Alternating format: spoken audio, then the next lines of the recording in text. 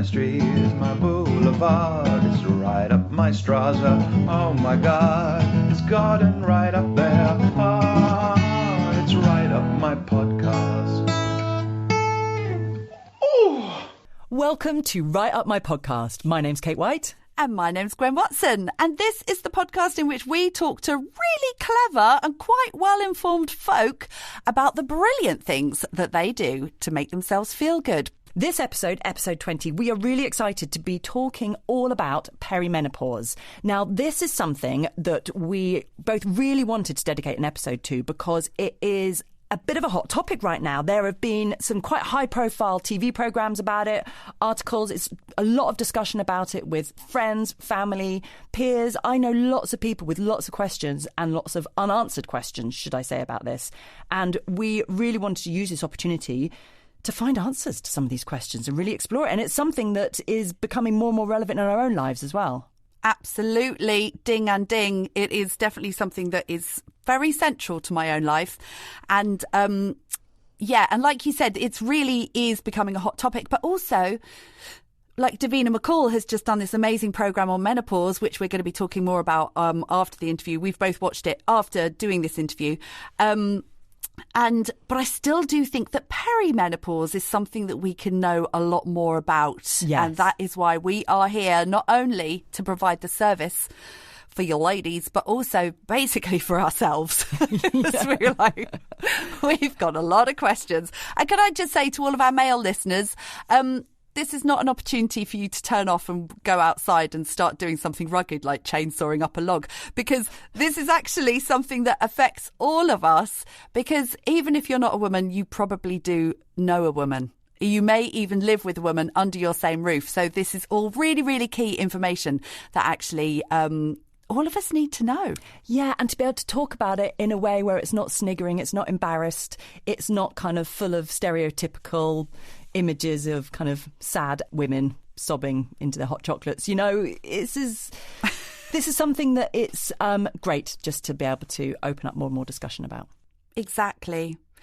And so we're going to cut down the wiffle waffle this week, which will be a very sad for a lot of you, but probably quite a relief for a lot of other listeners. My highlight of my week, Gwen, is finding out what you've been watching on telly. Exactly. But we decided that we didn't want to cut down too much of our interview with, you haven't even said who we're chatting to. But, oh, Kate. My Lord. Missed a trick there. We are talking to perimenopause expert, nutritionist, women's health expert, Emma Bardwell. But I'll give you a bit more information about her later on. And suffice to say that it was such a fascinating chat, and we did chat to her for a little bit longer than we usually do, so we've decided to make this a bumper edition, which I hope that you will enjoy and share with your friends. And no offence if you decide to listen to it over 2, maybe 3 sittings. Take your time, enjoy. Get a cup of tea. I do want to just say, though, even though we're not talking about television programmes, I have just watched a really epic series on Channel 4. What is it? Have you seen Close to Me? And it stars Christopher Eccleston. And, oh, my God, I really should have the female actress in it as well. All I know is it's got Christopher Eccleston in, because we all recognise him, and the young boy who was in that TV series Us, the TV adaptation of the book by David Nichols that also starred Tom Hollander. It's anyway, those two plus some awesome women, they're in it. It's called Close to Me, and it draws you in from the second it starts.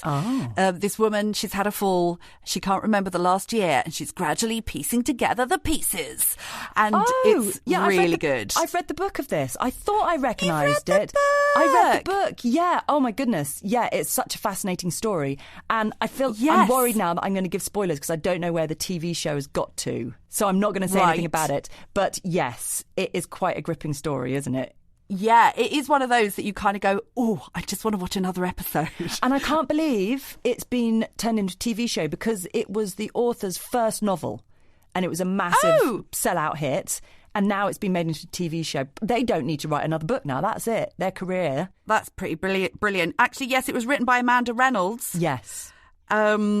and stars, well, this is also why I didn't want to say her name, because I think she's Danish, Connie Inga-Lise Nielsen. Who's that, Gwen? Just ruined that. And Suzanne Lynch, who I love her. You'll know her face if you see her. Great cast. Yeah. But yeah, total page turner, and it's exactly the same watching it. And it's got undertones of menopause, and it's like, oh, this is nice. Let's see more of this on television.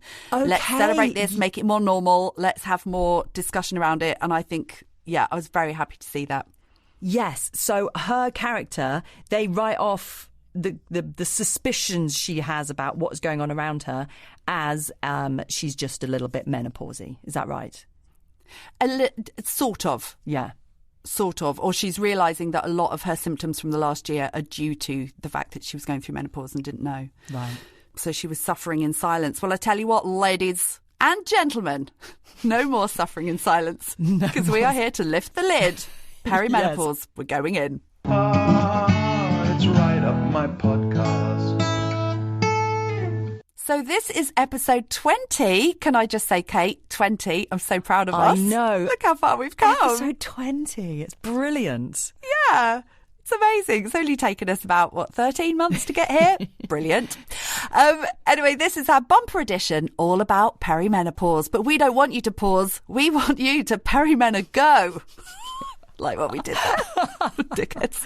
And this episode, we are talking to Emma Bardwell, who is a registered nutritionist and women's health specialist. And she specialises in offering evidence-based advice and is on a mission to demystify the menopause and the perimenopause.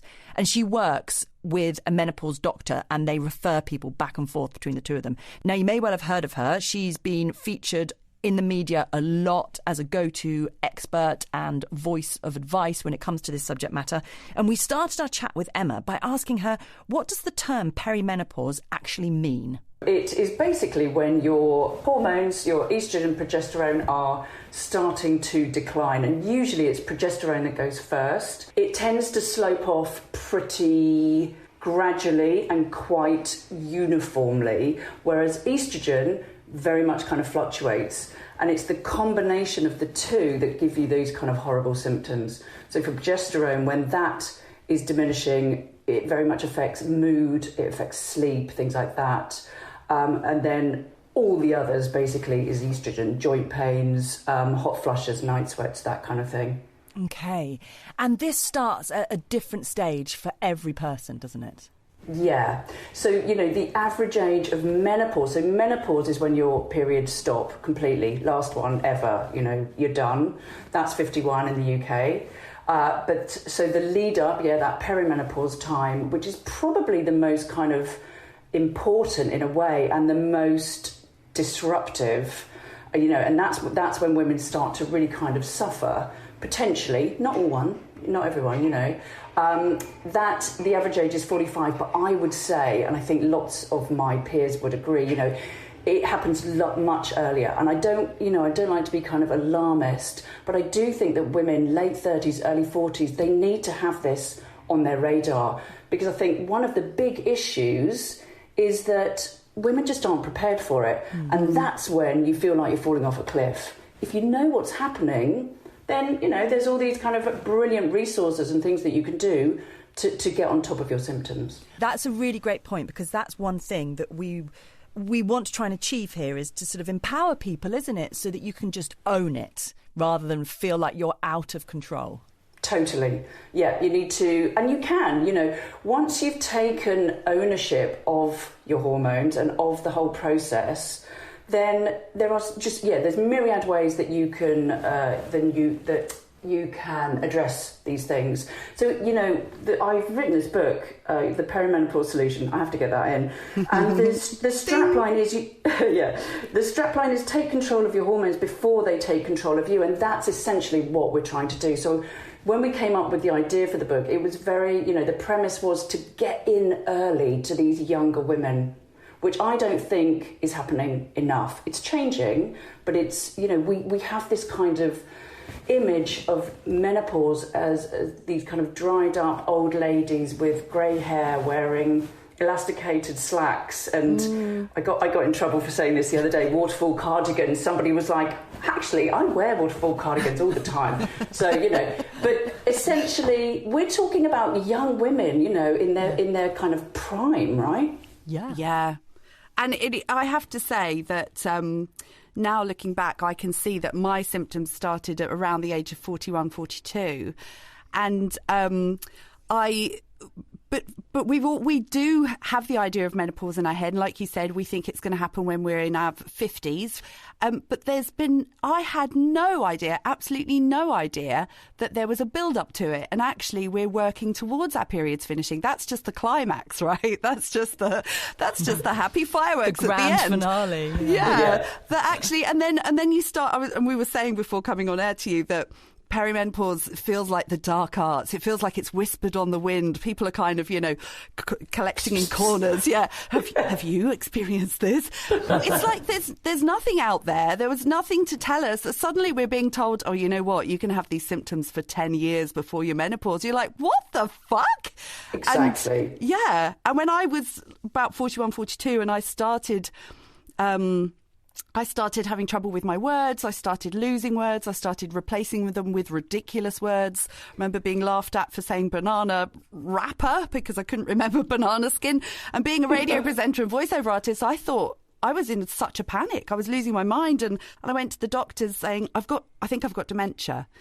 And this was a female doctor. She sent me to a dementia clinic. And I went and I had an MRI on my brain. And in the end, or coincidentally, I was also low on iron, so I started taking iron supplements and that helped. But it's taken me until I'm 46 for somebody to say to me, and it was around a table with women the other night, and somebody to say, no, I was reading an article in The Guardian and loads of people think they've got dementia. I nearly burst into tears. I was like, oh my God, why don't we know about this?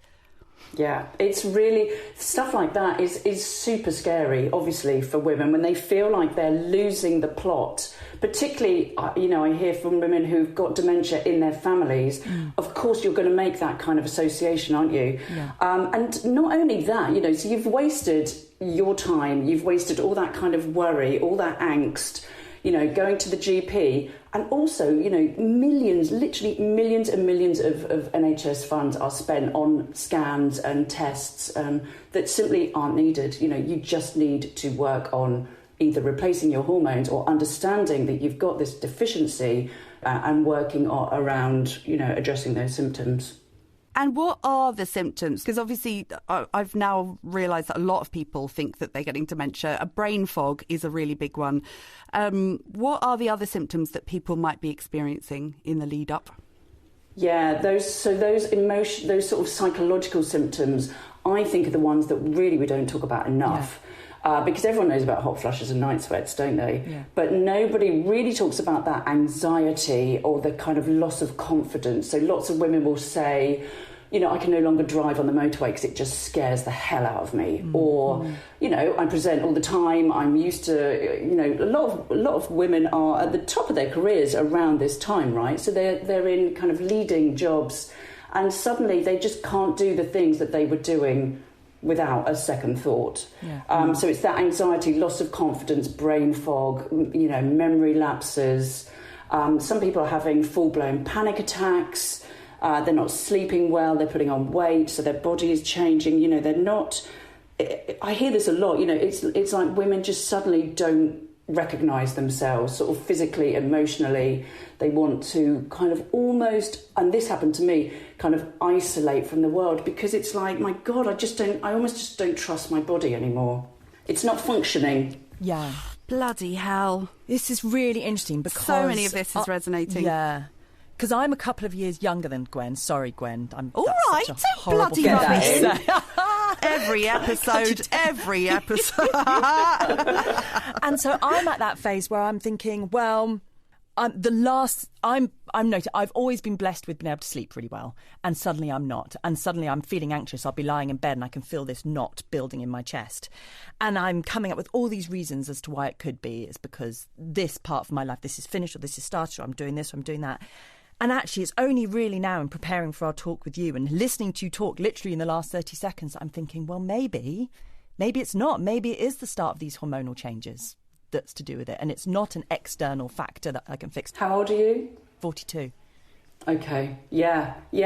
I think the early 40s is definitely, particularly progesterone, and that has a massive impact on sleep.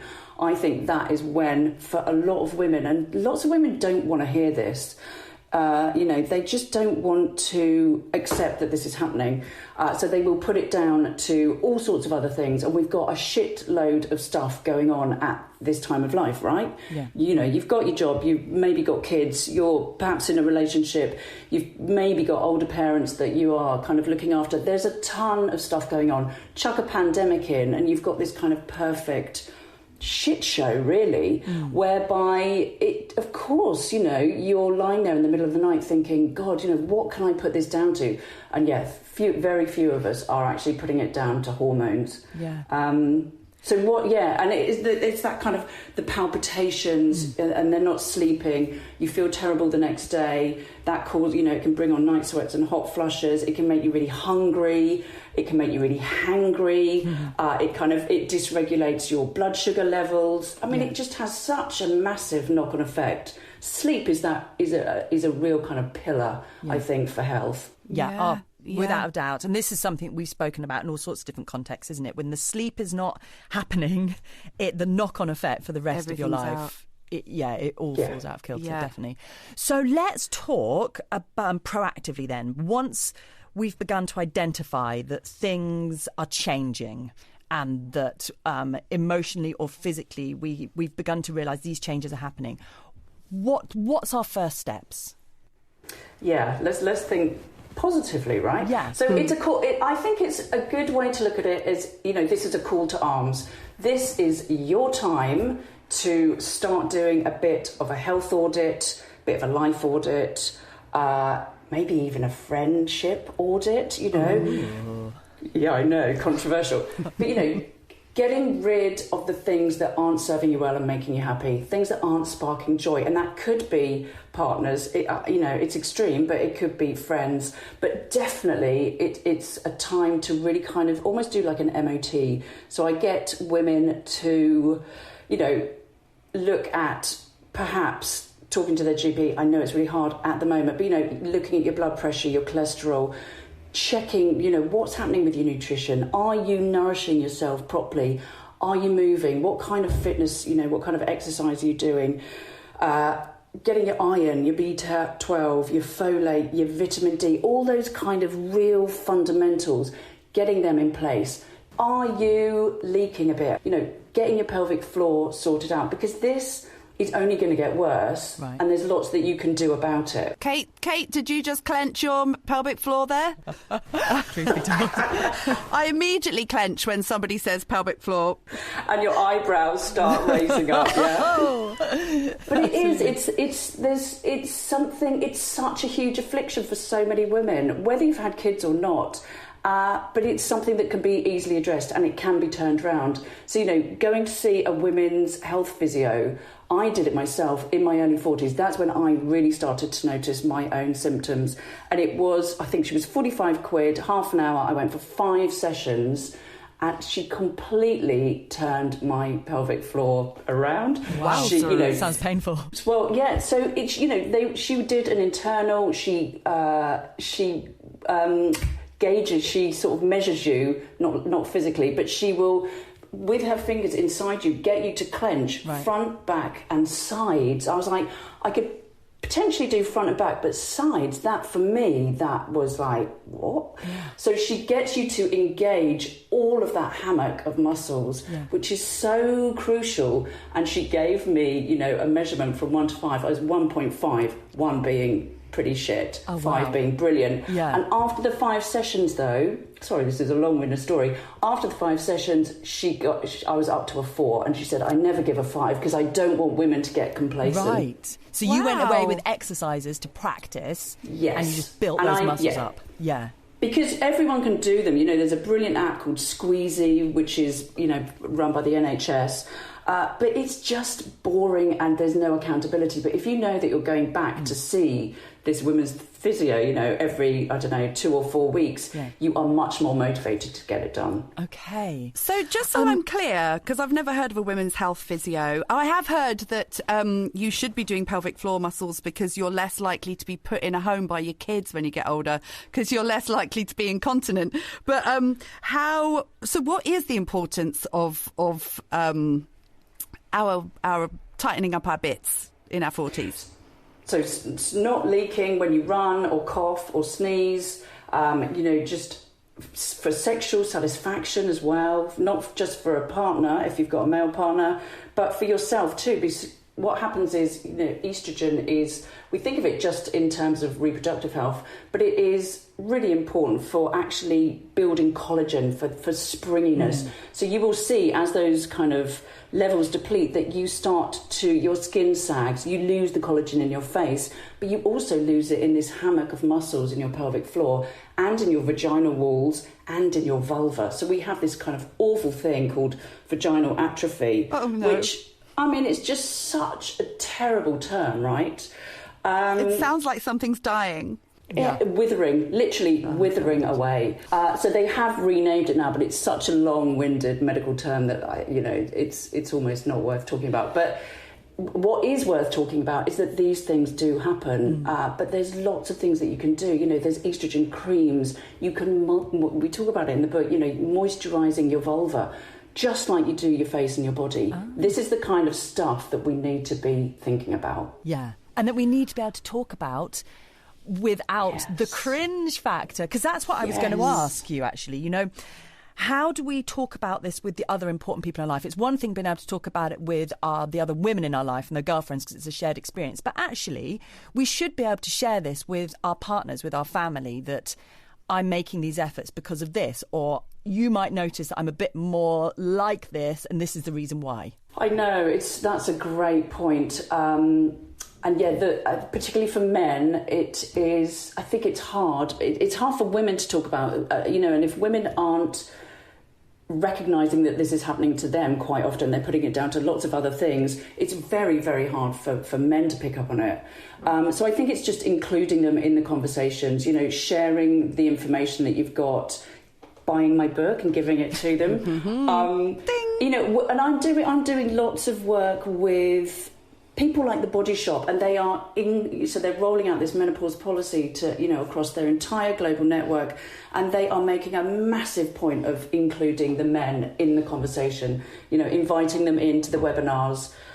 So I think and kids too. Your kids need to know what's going on. Mine they know more about menopause than most people walking on the street. Poor little sods. One's only 9, but she knows all about vaginal dryness. She's got so much to look forward to. Yes.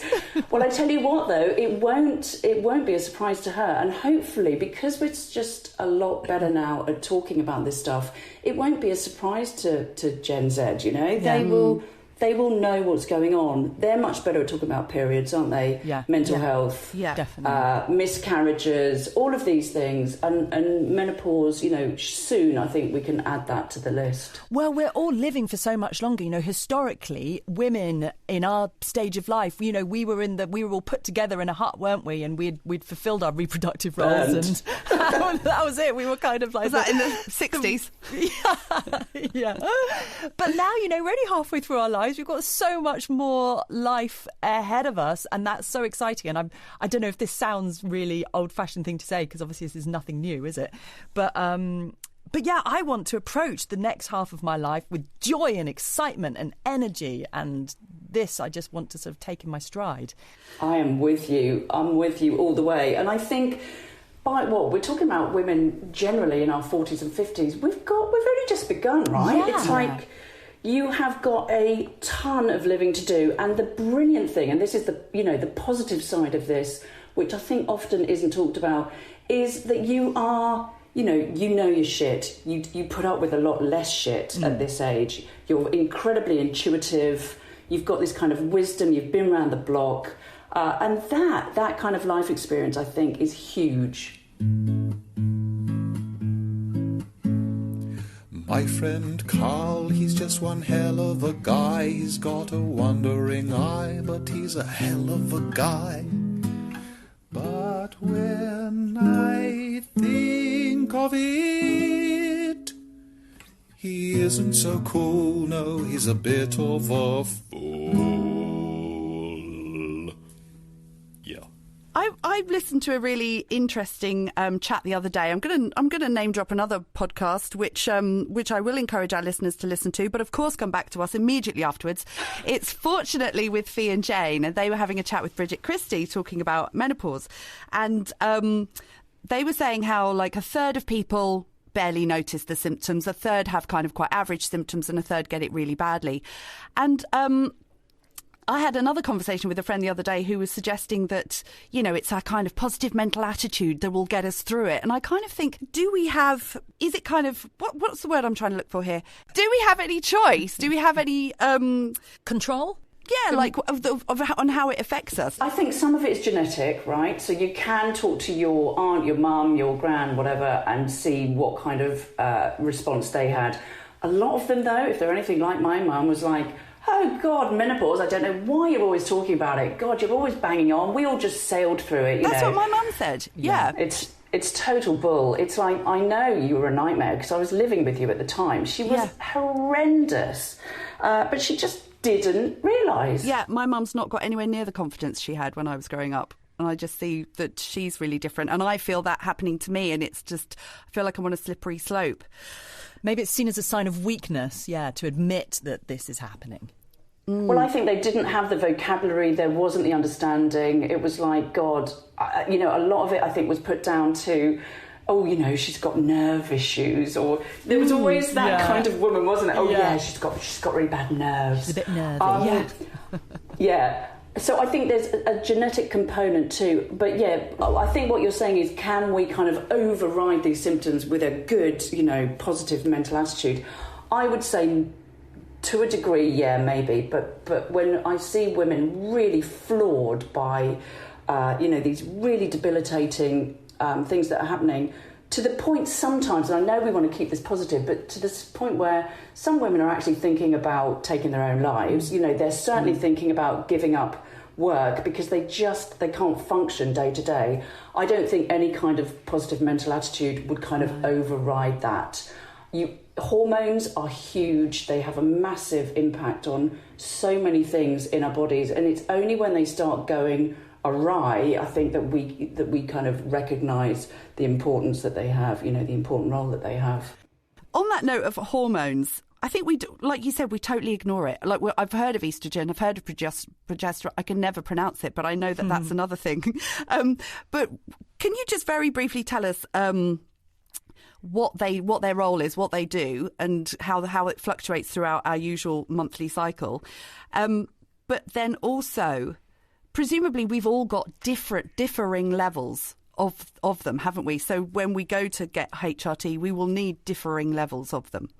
Yeah, absolutely. And some women, have had issues from when they started their periods, right? So you've got endometriosis, you've got PCOS, you've got women with all sorts of kind of period-related issues. And again, this is something I think that really needs to be addressed very, very early on. So PMS, PMDD, this really kind of severe form of PMS where women are, again, suicidal, can't function just before their period. So, we do need to, if hormone therapy is something that you, a road that you go down, you will probably have to tweak it. You can tweak it. That's the beauty of it throughout the month and according to how you are reacting and to your symptoms, because it's very much it's a fluid beast. It isn't something that is set in stone. It moves a lot, perimenopause.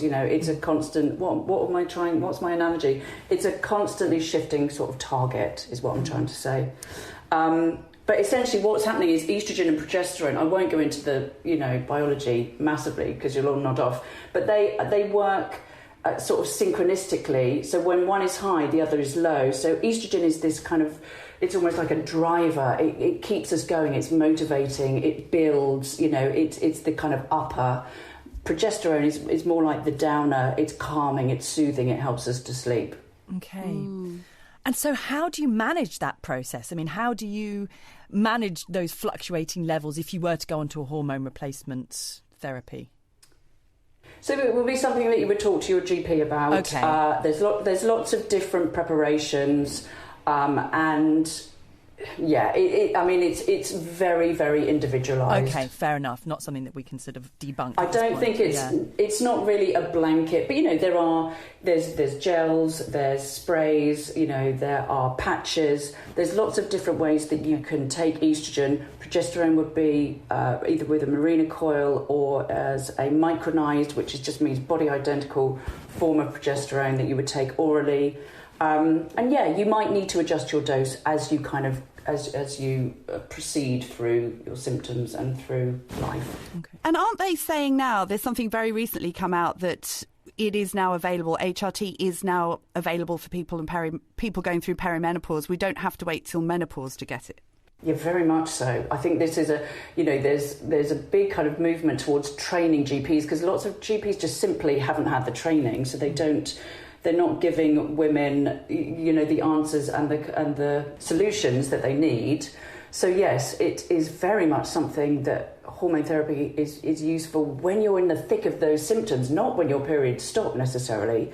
So yeah, there's lots of women in their 40s on hormone therapy. And we need to also remember that 5% of women go through this, what we call an early menopause, so under the age of 45. 1 in 100 go under the age of 40. My youngest client was 14 when she went through menopause. So it isn't something that automatically happens to you in your 40s and 50s. I think, again, that is very much an area that isn't talked about enough. No. Those younger women and women who've gone through, chemotherapy and breast cancer, who have or had hysterectomies, very, that kind of surgical or chemically induced menopause. It's a massive area that really, really needs much more education around it. I also wanted to quickly ask and this might be a good time to do it, what your personal view is on HRT, Emma. Is this something that you recommend to people who come to you? Definitely. I'm a huge advocate for the right woman. Yeah, I think it is, for a lot of women, they will find that literally within a week or two, their symptoms have been completely overturned or massively overturned by hormone therapy. So yes, definitely for the right woman. And there's lots of talk about HRT at the moment, which is brilliant. But again, I do think, not everyone wants to go down that route and not everyone can. So we do need to be a little bit more kind of expansive in the way that we talk about strategies and tools. And that's kind of where I come in. So I work very closely with a menopause doctor. We refer to each other. It's very much a joined up approach, because it isn't, even if you're taking hormone therapy, you've still really got to look at your lifestyle and your nutrition, fitness, that kind of thing, which we'll go into, I'm sure. It isn't like, oh God, you're taking HRT so you can get hammered every night and drink and eat total rubbish. Your symptoms can still, they can still be overridden in a way if you have a bad night's sleep, if you're super stressed, if you are caning the wine, etc. So let's start then with some of the practical advice that you give the women coming to you. And I'm aware that this is under the caveat that everybody is different and everybody's needs are different. Yeah. So, I think what we're trying to do essentially is to have almost like a Mediterranean-style way of eating. It's anti-inflammatory. It makes sense. It's probably had the most research of all diets, diet in inverted commas, out there. There's lots of fresh fruit and veg. There is fish. There's a little bit of meat. There's lots of anti-inflammatory things like extra virgin olive oil. There's lots of fibre. Lots of us are really deficient in fibre. Not deficient, but we don't have enough fibre in the Western world. So, lots of really nice healthy fats, avocados, nuts, seeds. It is, I guess, as you would imagine, right? So that's one thing. I think as well, it's important to start really thinking about balancing your blood sugar. So taking out things, particularly if you're really in the throes of perimenopause and you are really struggling, booze, processed food, high sugar foods just aren't really helping you, and caffeine to a degree as well. It's not helping you with those symptoms at all. And I'm not saying you can never have it. I do just think it's worth taking it out until you are a bit more, on a bit more of an even keel, and then having it in moderation. Okay. I think a lot of women aren't eating enough protein at breakfast, and I talk about this a lot. But, making sure that you start the day, whenever that is, it doesn't have to be at 7:30, but making sure that you are eating, a good source of protein like eggs or like scrambled tofu or Greek yogurt or a protein shake. There's lots of different ways that you can do it, because that sets you up for the day. Mm-hmm. And it means that you are much less likely to be hangry, to kind of look for that quick energy fix. It's really good for cravings too. It's just really good for weight, and lots of women are struggling with weight. Yeah. What's your view on supplements then? Do you advocate dietary supplements? So this is the thing. This is the kind of, I would say, where menopause is big. It's a multi-billion-pound dollar industry. And it's growing all the time, right? So there's lots. Every day I get asked to be an ambassador for, this new Meno Force or Meno Blend or whatever it is. I get all those ads on Instagram. Yeah, exactly. And it's very individualised, but the only supplement that you need is vitamin D. That is, if you're in the Northern Hemisphere. But of course, we are all super busy, we're stressed, we are probably not eating what we should be. We are overdoing it on the wine. So there will always be, I think, an argument for supplements, definitely.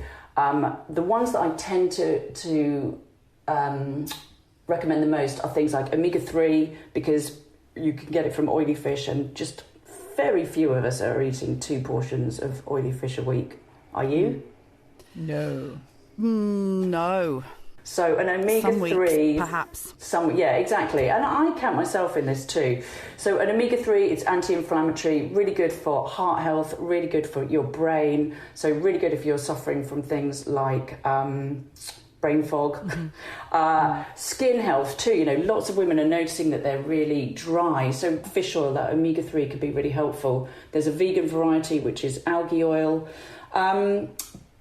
Vitamin B, so a B complex that has all the 8 B vitamins in, really good for energy if you're flagging, and potentially maybe a probiotic if you've got kind of bloating and digestive issues, which is common again.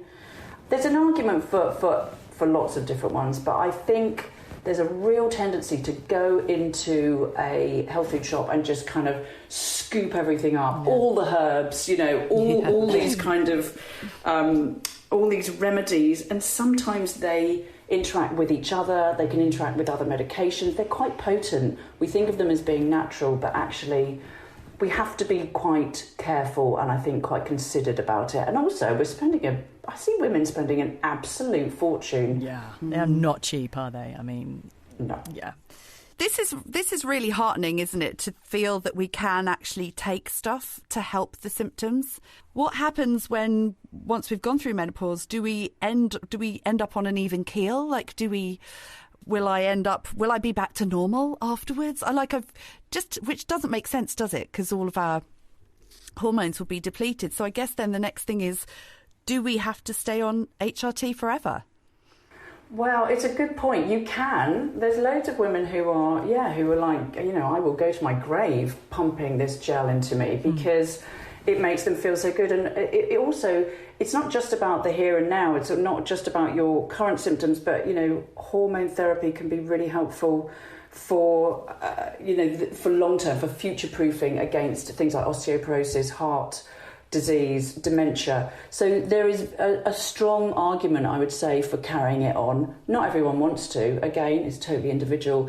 But there is also some quite heartening evidence. I don't know if you've heard of Lisa Mosconi, have you? Who's this neuroscientist who does a lot of work on the female brain. She's got a brilliant book called The XX Brain. Really recommend it.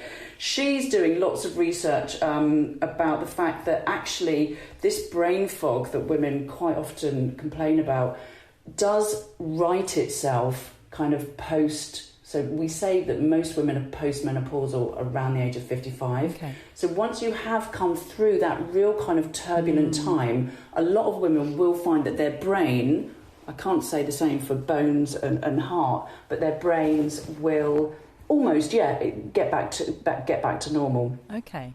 Reassuring, right? Oh, I've such a lovely bicycle, see such a lovely wheels, my open coat flaps in the wind, my hair is swept behind, my ears downhill around the bend, whooshing along, is there anything better than this? No. Do you know, I've got an appointment. I had blood tests the other day. And because I've been feeling really lethargic, really sluggish, and I've put on a lot of weight. I mean, partly the lockdown cuddle. So I'm giving up sugar, and I'm started going to the gym, and I'm going to do more walking, and I'm just changing my diet. And yes, and I went for blood tests the other day. And she was like, well, what do you want tested? I was like, well, I don't bloody know. Test it all. I was like, I'm really tired. I'm having to nap every afternoon. Can you test me for my thyroid, iron? She's testing me for my blood sugars. And I've got an appointment with a GP at the end of the month to talk about HRT. I've heard good things. She's a female GP and she knows a lot about women's bodies. And there's a bit of a waiting list to see her because all the ladies looking at. Yeah. But I think it's worth talking about, blood tests. So if you're over 45 and you've got symptoms, actually you don't need any blood tests for, to diagnose perimenopause, let's say. So they should, you can, in the back of the book, we've listed them all. You can Google something called the Green Climacteric Scale. There are 34 official ones, probably, I'd say, far more like 70 plus. But go in with your list when you're going to talk to your doctor. And if you're over 45, they don't need to do any tests whatsoever. Right. That is worth knowing. Yeah. That is, because actually, yes, how is it diagnosed?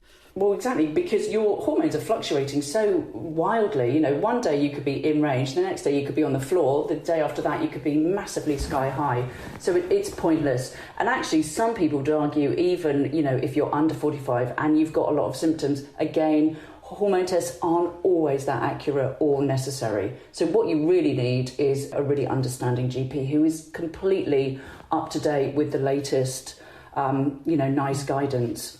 The nice guidelines. And how do you find that GP? How do you know where to start? Well, I guess it's word of mouth. Sure. That's probably why yours has got this kind of massive backlog, because I think it's changing.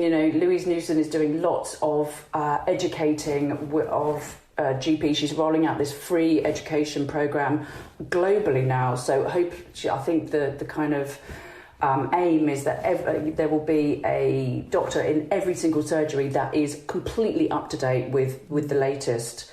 But yeah, a bit of word of mouth, trial and error. If you're not getting what you want from that doctor, I think it's worth asking to see somebody else. I think when you're making your initial appointment, ask if there's somebody in the surgery who has an interest in women's health or specialises in menopause. And you can, in the UK, you can be referred to a menopause clinic. There's a massive waiting list, sadly, which it shouldn't be like that. And there are private doctors too, if you can afford it and desperate, I guess. Yeah. So there are options definitely out there. But I think it's really important for women to be as informed and educated as possible. So it's almost like you go in there and you're controlling the show and you're saying, look, this is what's happening to me. This is how I'm feeling. This is what I'd like to do about it. How do you feel about that? Maybe, and it's almost like you're telling them how you want to control things. So the list in the back of your book then is like a tick list that you can go through and then present and say, these are all my symptoms and this is what this means. That's really helpful. And I think going in there, really having a strong idea of how you want to be managed, how you want to manage this, because you've got 8 minutes. Time is really short. A lot of women get really flustered because they feel kind of under pressure. They've got brain fog, So plan it all before you go in there. And sometimes you can ask for a double appointment, right? So at least you've got a little bit more time. Or take somebody in there if you think that will help. That's great advice. That is really useful advice. And there's something about being able to put a label onto what you're experiencing that I always find quite helpful, to sort of know, OK, I'm not just losing my mind. It's because I'm at this stage of my life and here's my toolkit of what I'm going to do and here's what I can say to the doctor. I take a bit of comfort in that. It's really reassuring, isn't it? Yeah. Yeah. I think when women are floundering and thinking, what the hell is going on? I've potentially got early onset dementia. I'm sweating, I can no longer drive to work. I can't stand up in front of people and do, the job that I've done every day. That is really debilitating and it's terrifying. Yeah. So, just having this understanding, I think, and that kind of comes back to what you said, Gwen, about, the positive, it's not positive mental attitude. It's just an awareness and an understanding, I think, is part of the battle. Yeah, and for me, it's knowing that it's not just you. That made such a difference. That feeling of sitting around with a bunch of women talking about, actually, it's very common to feel like you've got dementia, and that feeling of wanting to burst into tears, and I've actually had that a few times through this conversation. I felt quite teary. It's so reassuring to know that it's not just you losing your mind. Yeah. No, absolutely. And it's almost like it's your duty to help your friends too, because if you're more informed than they are, sometimes they can't see it. Can we talk a little bit about exercise? Because throughout our entire lives, we all know that it's good for us to exercise, but it's specific, isn't it? The type of exercise that we should be doing at this stage. I think any exercise is great for a start. I think once women start feeling these symptoms, quite often exercise is the first thing to go out the window, because if you're knackered and you are, peeing your pants and your joints ache, you've got brain fog, you're really lacking in confidence. Sometimes going to an exercise class is the last thing on your mind, right? So it is quite often, it's the first thing to go. So do what you can. I think there's a lot to be said for walking. One of the silver linings of COVID, I think, has been this, for me personally, has been walking. It's not something I really gave much thought to before, but when we were allowed to have an hour, that was all I did. It's all you could do, right? I think there's a lot to be said for being outside, just moving your body, ideally in nature, not always possible. But I think sometimes there's a tendency for women to over-exercise, so they're like, God, my body is changing. I know what I'm going to do. I'm going to starve it, and then I'm going to really kind of hammer the old cardio, which is, for me, I'm nearly 50. That was very much what I grew up. That it was all about cardio bunnies, wasn't it? Running, aerobics, high octane. Actually, that's not that helpful. It's a super sort of stressful time for your body.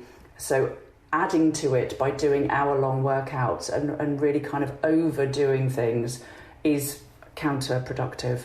So I'd say exercise, but exercise smartly. I never do personally, and I don't recommend for my clients anything longer than half an hour. But you kind of make every second count. And I think there's a lot to be said for resistance training. So we lose a lot of lean muscle mass. Lean muscle mass is really important for things like metabolism, for bone health, for tone. It's like you're waving your kids off and suddenly you've got these massive bingo wings. It's like, boom, they're flapping around. So there is, and I think a lot of women, it's not all about aesthetics by any stretch, but a lot of women, their confidence really does go when they start to not recognise, their bodies anymore. So, strength training is super important, and it makes you feel good. It gives you a lot of bang for your buck, I think, strength training. So dumbbells, body weight, resistant bands, I think it's very, very helpful. I started going to the gym yesterday, and with an ex weightlifter called Sheila from Sheppey Island, Sheila. And she uses these like resistance She's doing bands. Chin-ups. Oh. She's not, but these big bands that you hold on to, which I've never. Yeah. So instead of weights, you're using your body. It's like, oh my God, this is amazing! I came out of there bouncing. I absolutely loved it. Yeah, it does. It releases those incredible endorphins, and you feel, once you start feeling strong and seeing, these muscles growing, it is brilliant. It's self-perpetuating. Brilliant. Oh, I feel so much more hopeful now. I don't know about you, Kate. Yes. And I also wanted to ask you about hormone contraception. So a lot of women still are, they might be, I've got Mirena coil, for example, and other women might have the hormonal pills. Managing when you should come off that. Yeah, that's slightly confusing, isn't it? Because actually it can mask a lot of the symptoms. Well, particularly, you know, one of the biggest signs that things are changing are erratic periods. So they get longer, heavier, shorter, you know, more frequent, whatever. And actually, so if you've got the Mirena, then that doesn't apply to you, right? So you either, around the sort of time where you think it might be happening, you take it out and you get your, you know, see what's happening with your cycle. Or there is an argument perhaps then for blood tests if you've got a Mirena coil. Okay.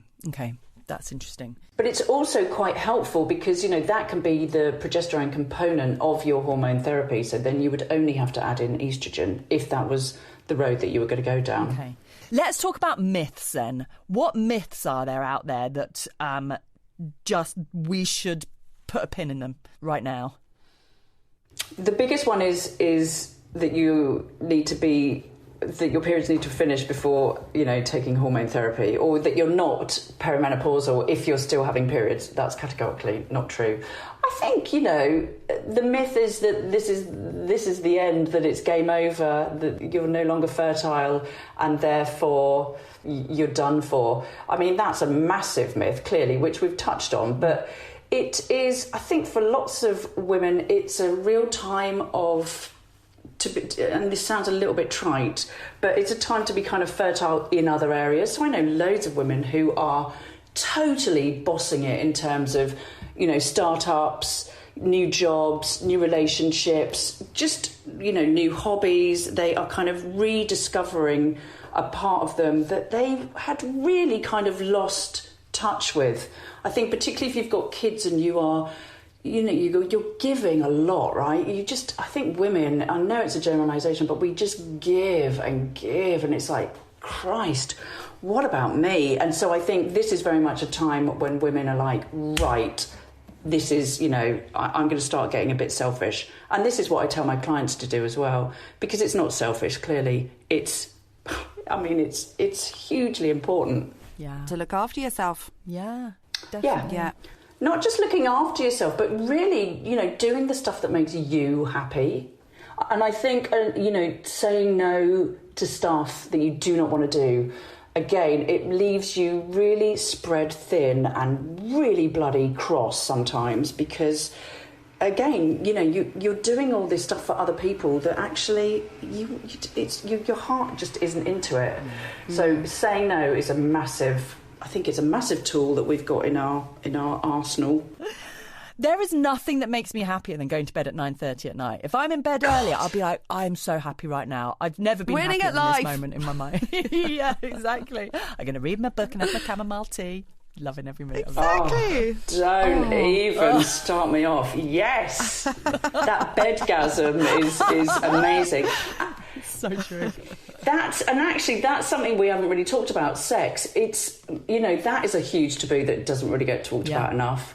And a lot of sexual function can really kind of go off-piste during this time for all sorts of different reasons. But again, that's something I think that's quite easily addressed. And if, you know, touching on things like vaginal dryness and vaginal atrophy, we have to make sure that we are keeping that side of things, you know, we're really keeping on top of it. There's lots of women who are struggling, you know, they wipe themselves after going to the toilet and it's really scratchy. You know, sex is painful. They can't ride a bike. Sometimes their jeans are like really uncomfortable. And these sometimes are young women, you know, late 30s. And again, it's that estrogen, that low estrogen that is really useful for making things plump and juicy. And that includes your vagina and your vulva. So, you know, it's such a quick fix too. So I think we have to make sure that we are not worried about bringing this kind of thing up with our GPs because there's so many quick fixes. There's moisturisers, you know, there's pessaries, there's all sorts of different ways that you can get on top of this stuff. And usually it's a very quick fix too. And what about libidos? I'm guessing that's hormonal. That's where the hormonal treatment will kick in. Yeah, I think it's hormonal, but it's also very strongly tied up, I think, with women's sense of self and identity and body shape, which is changing. And that kind of just, if you're feeling pretty knackered, the last thing you want to do is get on it, right?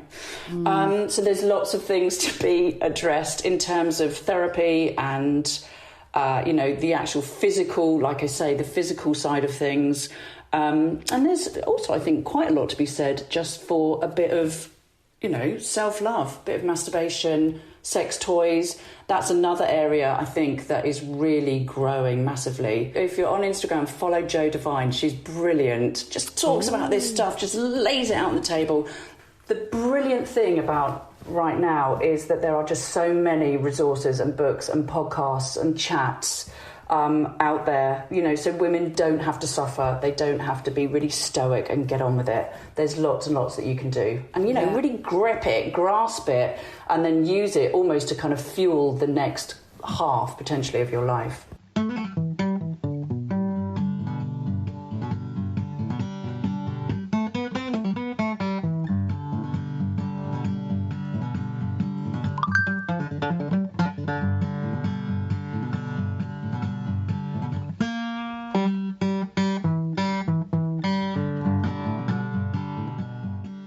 Big thank you to Emma for that really fascinating conversation. We could have gone on for so long, and we did go on for so long. So thank you, Emma, for being so generous with your time. And Emma mentioned her book a couple of times, and I would urge anyone to read it because it's a really, really useful tool. It's called The Perimenopause Solution. Take control of your hormones before they take control of you. And it's by Emma Bardwell and Dr. Shazadi Harper. And it covers all elements of hormone therapy, nutrition and lifestyle. Talks about sleep, fitness, menopause in the workplace, how to talk to your partner and family about it. And it's just full of strategies and tools. That's The Menopause Solution. Go and check it out. I look forward to reading that book. Yes, absolutely. Definitely. That's on your Christmas list, in your letter to Santa. Yes, it is. And if you're interested in finding out any more about the other interesting books and Instagram accounts and resources that Emma talks about in our chat with her, we've put the links to them in the show note description. So go to there and you'll be able to find out all about those. So this week, our try out section is a little bit different. Yes. I think we're already trying out perimenopause, so the homework was a little bit different. But how did the interview make you feel, Kate? It's a really good question, actually, and it left me feeling really positive and hopeful because the concept of menopause, really, because I didn't really know much about perimenopause really before we started researching for this, and other things in the media have started to come up more recently. But it had always been this kind of dark thing hovering in the future that I knew at some point I would have to come face to face with. But my perception of it was very tainted by all the cliches that are perpetuated in the media, all of the kind of the images that we get confronted with when someone shows you a picture of a menopausal woman. You know what I'm talking about. Exactly. Yep. And talking to Emma just really left me feeling like it's going to be okay. We're going to have decades still of great life ahead of us, excitement, new experiences, and there's lots of ways of managing the perimenopause symptoms, and just education for everybody involved really is the most important thing, so that we recognise what's going on, so we feel empowered to go and talk to other people about it, and we can get the treatment that's going to be massively potentially very life-changing. Yeah, exactly. And I hope you don't mind me. I hope you don't mind me mentioning. Like I said in the interview that I'd felt teary quite a few times throughout. But you actually had a little cry as soon as we got off the phone to Emma. Do you remember? I did. Yeah, I did. I got a real rush of emotion, a real sort of wave of emotion came over me. And I think it's because at that particular time as well, I had been really struggling with my sleep. I'd been feeling really anxious during the night, like lying in bed, not being able to sleep, feeling this little ball of anxiety growing in me. And this had been happening night after night after night. And I've been thinking, God, what's that all about? And then on talking to Emma, I just made me realise the penny dropped. Well, maybe this is the start of me beginning to experience some hormonal changes. Maybe this is the start of my progesterone levels beginning to slowly drop. And it felt like such a relief, because it's like, oh, great. well, that's okay then. That's okay then, because now I know if it gets worse, if it escalates, you know, when I get to a point where I feel like I need to talk to someone, now I know the questions to ask and what the reasons behind it might be. And that feels, it gives you back an element, it made me feel like it gave me back an element of control, actually. That's and great. It felt like a real relief. Yeah, that's it, isn't it? Relief is relief and hope. That's exactly what I felt as well all through that interview. And you've booked in an appointment with your doctor, haven't you? You haven't seen them yet, but you will be. Yeah, I am. I'm booked in to see my doctor to talk about my Mirena coil and what the best next steps is for that. So I'm still waiting for that call, so I don't really have anything to report back on that as of yet. Yeah. But what about you, Gwen? Because you said that you had, when we were talking with Emma, you said that you had an appointment with your doctor that you were going to go and talk about HRT. Tell us. Yes. Tell us all. And I am absolutely delighted to report that I did go and see her, and inspired by Emma, basically saying you don't need blood tests. So what I did instead, and I don't have Emma's book yet, was I just went online and I Googled perimenopausal symptoms, and I copied and pasted them into a document, and I got it from a couple of different sites, and I ticked all the ones that I had. Okay. And it's quite the list. And I went into the doctor and I said to her, I think I'm perimenopausal and I would like to go on to HRT. So I did exactly what Emma said, which was just take control of the situation. Brilliant. And I read her out my list of symptoms. I also started by saying, look, I thought I had dementia and I've been sent to a dementia clinic. She's like, yep, okay. She knows. She bloody knows. Oh, really? And then when I read out the list, when I read out the list of symptoms as well, there was absolutely no question. She was like, yep, great. These are your options. And she also said, and I honestly nearly burst into tears, and she said she gets so many women in there in tears who she was saying so many think they've got dementia and so many think that they're losing their minds. And so sad. It's so bloody sad. And I think I don't know if I should have asked her this, and it might be inspired by the recent Davina McCall documentary, and it's just being spoken about by so many more women, that she's prescribing HRT to about 20 women a week. Really? Yeah. So... Yeah. And is that a real uplift? She's seen that as a real uplift from... Well, this is what I should have bloody asked, shouldn't I? I was like, it felt like that's what she was saying, that that there is an uplift. And I think because what the Davina... what really impacted on me was dispelling that myth that taking HRT is going to give you a much higher risk of breast cancer. Right. And actually, you've got some facts from that, haven't you? Because you've just freshly watched it today. Yes, I was so fascinated to see that. And so basically there was a study done between the relationship between HRT and breast cancer. And this was done a while ago. And since then, it has been reanalyzed, and the study has been re-looked at since then. And a lot of the conclusions that were drawn have been proved to be false or misleading, and that actually the real relationship between HRT and an increased risk of breast cancer is a much lower level than previously feared. And in fact, at a level, so the risk, if you're healthy and you're on HRT, it's 4 in 1,000. And the risk of the increased risk of getting breast cancer if you're obese, if you're drinking 2 or more units of alcohol a day, is far greater than this. So the risk posed by HRT is quite a long way down the list compared to a lot of other lifestyle factors. But the legacy of this study and the media that surrounded it has really stuck, and it's really stuck in people's minds, hasn't it? And there's a lot of fear. Yeah. And she also says that only 1 in 10 women today take HRT. Some is through choice and through medical reasons, but a lot of them is just through lack of knowledge, lack of awareness, or fear over legacy studies that have misled people. Yeah. It's interesting because I hadn't seen the Davina McCall documentary when I went to the doctors. So when she sort of asked me if I had any questions, I was like, what about breast cancer? And she just said, it's the equivalent risk of you having a glass of wine every week. A glass of red wine every week. I was like, hand it over. Okay, that's that dispelled. Where is me HRT? Give me the HRT. So yeah, it's really, and oh my God, so devastating in that documentary where they said that overnight, like 50% of women came off HRT, and it's just like, oh God, how much must those women have then gone on to suffer unnecessarily due to that report? But yes, so as a result of going to the doctor, I went on HRT that very day, and I have to say, I'm absolutely delighted. Like hearing Emma saying that you can reverse the impacts, which for me is my brain fog and losing my words and this lack of confidence, plus weight gain, a whole list of things. But if you can reverse some of those impacts and pretty quickly, like within a few weeks, then, oh my God, I'm just so excited and feel so hopeful about it. And that's and it's brilliant, Gwen. Yeah, and it's something that's caused me quite a bit of anxiety over the last 4 years.